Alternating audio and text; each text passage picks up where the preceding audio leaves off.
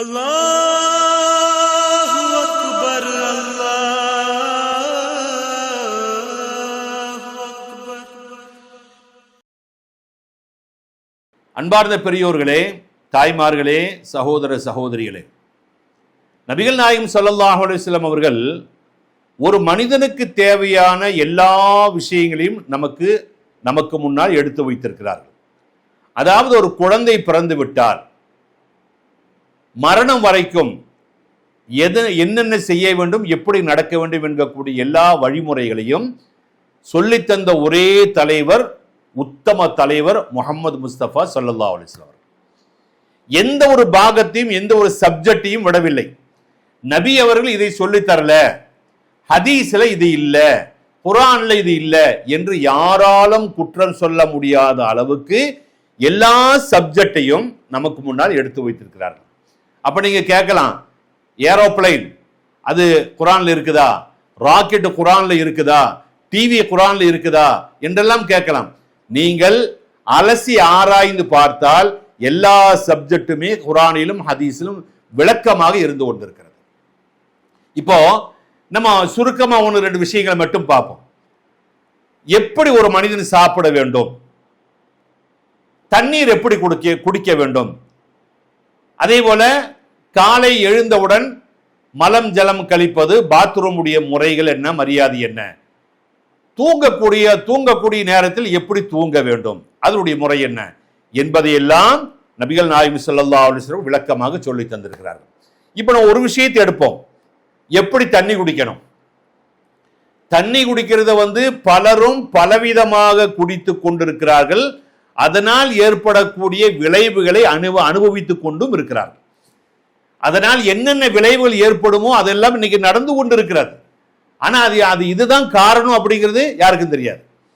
ரசூலுல்லாஹி ஸல்லல்லாஹு அலைஹி வஸல்லம் அவர்கள் ஒரு ஹதீஸிலே சொன்னார்கள், லா யஷ்ரிபன்ன அஹதும் மின்கும் காயிமன் ஃபமன் நசிய ஃபல்யஸ்தகி. எப்படி? நீங்கள் நின்று கொண்டு தண்ணீர் குடிக்க வேண்டாம், நின்று கொண்டு தண்ணீர் குடிக்க வேண்டாம். அப்படி நின்று கொண்டு நீங்கள் தண்ணீர் குடித்தால், மறந்து குடித்தீர்களேயானால் அதை வாந்தி எடுத்து விடுங்கள். சுப்ஹானல்லாஹ். நீங்க சப்போஸ் மறந்து தண்ணி குடிச்சிட்டீங்க, தாகத்துல குடிச்சிட்டீங்க, நின்று கொண்டு குடிச்சிட்டீங்கன்னு சொன்னா அதை உள்ள இறக்காதீங்க, வாந்தி எடுத்து விடுங்கள். காரணம் என்ன? அது உள்ள போச்சுன்னு சொன்னா வேறு பலவிதமான விளைவுகளை ஏற்படுத்தும், ஆபத்துகளை ஏற்படுத்தும், நோய்களை ஏற்படுத்தும். ஆனா இந்த ஹதீஸை யாருமே ஃபாலோ பண்றது கிட்டத்தட்ட என்னுடைய அபிப்பிராயத்தில் சொல்ல போனா முஸ்லிம்கள் மட்டும் 90% பேரும் இன்னைக்கு இடது கையில தான் தண்ணி குடிக்கிறாங்க, நின்றுகிட்டு தான் குடிக்கிறாங்க. இந்த ரெண்டுமே ஆபத்து. நின்று கொண்டு தண்ணீர் குடிக்கக்கூடிய பழக்கம் உங்களுக்கு இருக்குமையானால் ஏதோ ஒரு ஆபத்தை சந்திப்பதற்கு நீங்கள் தயாராகி கொண்டிருக்கிறீர்கள். அதுதான் உண்மை. நின்று கொண்டு தண்ணீர் குடிக்கக்கூடிய பழக்கம், நின்று கொண்டு காஃபி டீ குடிக்கக்கூடிய பழக்கம் உங்களுக்கு இருக்குமையானால், பச்சை தண்ணியே குடிக்க கூடாது, பச்சை தண்ணியே நின்றுகிட்டு குடிக்க கூடாது. அது சூடா காஃபி டீ போன்றதை நீங்கள் நின்று கொண்டு குடித்தீர்களானால் ஒரு மரண தருவாயை எத்திக் கொண்டிருக்கிறீர்கள். என்ன வேண்டுமானாலும் சந்திக்கலாம், என்ன வேண்டாம் நிகழலாம் என்பதை புரிந்து கொள்ளுங்கள். இன்னைக்கு சயின்டிபிக் ரீதியாக சயின்ஸ் என்ன சொல்றதுன்னு கேட்டீங்கன்னு சொன்னா, நின்று கொண்டு ஒரு மனிதன் இடது கையிலே தண்ணீர் எடுத்துக்கொண்டு நின்று கொண்டு அண்ணாந்து குடித்தானியாண்டால், வாயில வைக்காம அண்ணாந்து குடித்தால், இந்த மூன்றும் இருக்குமையானால் அவனுக்கு ஏற்படக்கூடிய விளைவுகள் என்ன? சயின்டிபிக் தெளிவாக சொல்லி காட்டுது. ஹெல்த் டிபார்ட்மெண்ட் நமக்கு சொல்லித்தாளுக்கிறார். நின்று கொண்டு குடிக்கிறார், இடது கையில குடிக்கிறார், அண்ணாந்து குடிக்கிறார். இந்த மூன்றும் ஒன்று சேர்ந்து ஒரு மனிதத்தில் இருக்குமையானால் அவனுக்கு ஏற்படக்கூடிய விளைவுகள் என்னவென்று சொன்னால், பைபாஸ் கெட்டு போய்விடும், 2 காதும் டேமேஜ் ஆகிவிடும், கிட்னி தகராறாகிவிடும். எந்த நேரத்தில் வேண்டுமானாலும் இது சம்பவிக்கலாம் என்பதை இன்னைக்கு சயின்டிபிக் ரீதியாக ப்ரூவ் பண்ணியிருக்கிறார். அன்பார்ந்தவர்களே, இது எப்படி ரசூலுல்லாஹி ஸல்லல்லாஹு அலைஹி வஸல்லம் ஒரு கருவிகளும் இல்லாத காலகட்டத்திலேயே மனிதனுக்கு இப்படி குடித்தால் இப்படி செய்தால் ஆபத்து ஏற்படும் என்று ரசூலுல்லாஹ் அவர்கள் அன்னைக்கு சொல்லி இருப்பார்கள். ஒன்று சிந்திச்சு பாருங்க. அன்னைக்கு ஒரு கருவியும் இல்லை. இன்னைக்கு எல்லா கருவிகளும் வைத்துக்கொண்டு சொல்லுகிறார்கள். என்னன்னு? நின்று கொண்டு தண்ணீர் குடித்தால், இடது கையில தண்ணீர் குடித்தால், அண்ணாந்து குடித்தால் என்னென்ன ஆபத்துகள் எல்லாம் ஏற்படும் என்பது எல்லா கருவிகளும் சொல்லி காட்டுகிறது. கருவியை பார்த்துதான் சொல்லுகிறார்கள். ஆனால் ஒரு கருவிகளும் இல்லாத காலகட்டத்திலேயே நபிகள் நாயகம் ஸல்லல்லாஹு அலைஹி வஸல்லம் அவர்கள் இப்படி ஒரு ஹதீஸை சொல்லியிருப்பார் என்று சொன்னால் எந்த அளவுக்கு நுணுக்கமான ஒரு விஷயத்தை சொல்லியிருக்கார் சிந்திச்சு பாருங்க. அது மட்டும் இல்லாம அந்த ஹதீஸை முடிக்கிறது எப்படி நபிகள் நாயகம் முடிக்கிறார்கள் பாருங்கள்.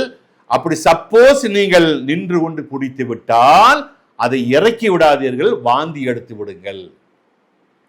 இன்னொரு விஷயம் நல்லா புரிஞ்சுங்க. நம்முடைய வாயில நாக்குக்கு மேல 2 ஓட்டை, நாக்கு கீழே 2 ஓட்டை, 4 ஓட்டையிலிருந்து எச்சில் ஊறிக்கொண்டிருக்கிறது. உமிழ்நீர்.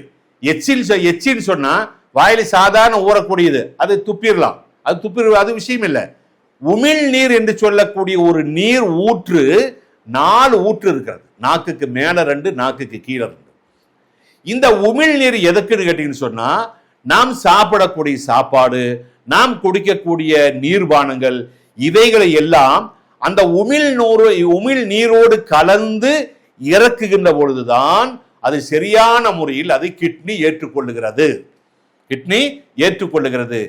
அந்த உமிழ் நீர் கலக்காமல் அந்த சாப்பாட்டையோ அல்லது சிக்கன், மட்டன், பீஃப் இது போன்ற சாதனங்களையோ சவைக்காமல், நாக்குக்கு வேலை கொடுக்காம, பல்லுக்கு வேலை கொடுக்காம, உமிழ்நீர் படாமல் அது உள்ளே இறங்கினால் இந்த கிட்னி அதை ஏற்றுக்கொள்வது கிடையாது. கூடிய சீக்கிரத்தில் உங்களுடைய கிட்னி ஃபெயிலியர் ஆகலாம், எது வேணாலும் சம்பவிக்கலாம். அதனால வாயில் ஒரு பொருளை நாம் வைத்து விட்டோம் என்று சொன்னால், அது சாப்பாடாகட்டும் அல்லது ஸ்நாக்ஸ் ஆகட்டும் அல்லது காஃபி, டீ, தண்ணி எதுவாகட்டும், இந்த 3க்கும் நீங்கள் வேலை கொடுக்கிறோம். எதுக்கு? நாக்குக்கு வேலை கொடுக்கிறோம், பல்லுக்கு வேலை கொடுக்கிறோம், உமிழ்நீரை கலக்க விடணும்.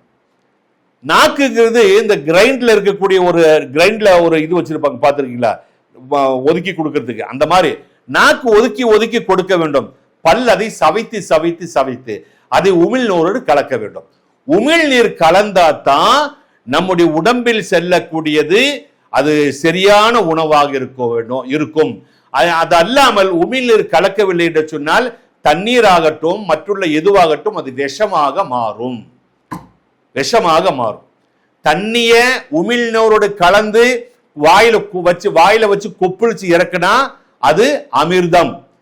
சும்மா கடகடன்னு குடிச்சுன்னு சொன்னா அது விஷம். அது பூராமே கிட்னி தள்ளி விட்டது. இதெல்லாம் டிலைட் ரிமோட் செய்து வருது. அப்ப இந்த நம்முடைய கிட்னி ஃபெயிலியர் ஆகாமல் நாம் வாழ்கின்ற வரை எந்த ஆபத்தும் இல்லாமல் இருக்க வேண்டும் என்று சொன்னால், இந்த பைபாஸ் எந்த விதமான ஆபத்தும் இல்லாமல் இருக்க வேண்டும் என்று சொன்னால், நம்முடைய காது நாம் மரணம் வரைக்கும் உபயோகமாக வேண்டும் என்று சொன்னால், இந்த முறை பிரகாரம் நீங்க தண்ணீரை நீங்கள் குடித்தீர்கள் என்று சொன்னால் நிச்சயமாக எந்த ஆபத்தும் வராது. அதனால இந்த ஹதீஸை நல்ல ஞாபகம் வைத்துக் கொள்ளுங்கள். நீங்க இதெல்லாம் கேட்டுட்டு இப்பவும் பல பேர் பார்த்திருக்கிறோமோ, இதெல்லாம் சொல்லிக்கிட்டே இருக்கிறோம். ஆனாலும் அவர்களுக்கு அது ஒரு பழக்க தோஷம். டீ எடுத்தா இடதுகை தான், தண்ணி எடுத்தா இடதுகை தான், அதான் அண்ணாந்து தான் குடிப்பாங்க. அது முடக்க அப்படி தண்ணி கடகடான்னு குடிச்சிருவாங்க. எவ்வளவு ஆபத்து தெரியுமா? சுப்ஹானல்லாஹ், நினைக்கிறது எனக்கு விரைக்குது. அவ்வளவு ஆபத்தான ஒரு காரியங்களை நாம் செய்து கொண்டிருக்கிறோம். ஆகவே இனிமேலாவது நான் நின்று கொண்டு தண்ணீர் குடிக்க மாட்டேன். இடது கையில நான் குடிக்க மாட்டேன். தண்ணீர் ஆகட்டும், டீ, காஃபி ஆகட்டும், இடது கையை உபயோகிக்க மாட்டேன். வலது கை என்பது சுன்னத்துர் ரசூல். நல்லா புரிஞ்சுக்க. வலது கையில் உபயோகிப்பது வலது கை என்பது சுன்னத்துர் ரசூல், இடது கை என்பது சுன்னத்து ஷைத்தான். அப்ப நீங்க இடது கையை உபயோகிச்சிருக்குன்னு சொன்னா நீங்க ஷைத்தானுடைய க்ளோஸ் ஃப்ரெண்ட் ஆயிட்டீங்க. அவன் உங்களை விட மாட்டான், நீங்கள் அவளை விட போறதில்லை. அதனால இடது கையை உபயோகித்துக் கொண்டீர்கள் சொன்னால் ஷைத்தானுக்கு நீங்கள் அடிமையாகி விட்டீர்கள். எந்த நேரத்தில் எந்த விதமான வியாதியும் உங்களை அட்டாக் செய்யலாம். ஆகவே அந்த ஷைத்தானுடைய சுன்னத்தை விட்டுவிட்டு ரசூலுல்லாஹ்வுடைய சுன்னத்துக்கு வாருங்கள். அப்படி வந்தீர்கள் சொன்னால் ஆரோக்கியமாக இருக்கலாம். இன்னைக்கு பல பேரு நோன்பு வைக்கிறதுனால என்னமெல்லாமோ நினைக்கிறாங்க. ஆனா வச்சு பார்த்தப்பதான் தெரியுது எவ்வளவு ஆரோக்கியமா இருக்குது அப்படிங்கிறது வச்சதுக்கு பின்னால்தான் உணர்றாங்க. அதனால் ரசூலுல்லாஹ்வுடைய சுன்னத்திற்கு வாருங்கள் வாருங்கள், ரசூலுல்லாஹ்வுடைய சுன்னத்தை கடைபிடிங்கள் என்று உங்களை அன்போடு அழைத்துக் கொண்டு, இதை நீங்கள் கேட்டது மட்டுமல்லாமல் உங்களுடைய குடும்பத்தில் இருக்கக்கூடிய எல்லாருக்கும் இதை நீங்க என்ன செய்தோம், ஃபார்வர்ட் பண்ணிக்கிட்டே இருக்கணும். எல்லாரும் திருந்தணும். சப்ஸ்கிரைப் செய்யுங்க, ஃபார்வர்ட் செய்யுங்கள். அல்லாஹும் ரசூலும் சொன்ன பிறகு நடப்பதற்கு அல்லாஹ் தௌஃபீக் செய்வானாக. அஸ்ஸலாமு அலைக்கும் வரஹ்மத்துல்லாஹ்.